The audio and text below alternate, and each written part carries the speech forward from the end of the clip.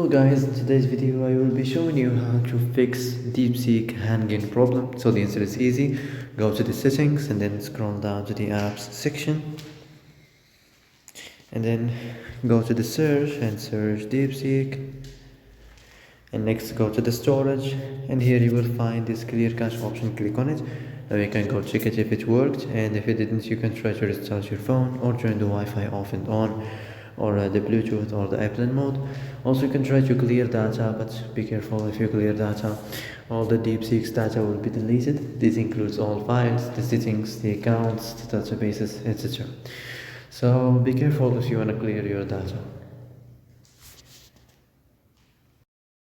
So that's it for today's video. I hope this is the answer you've been looking for. And if you like this video, don't forget to like and subscribe, and see you in the next video.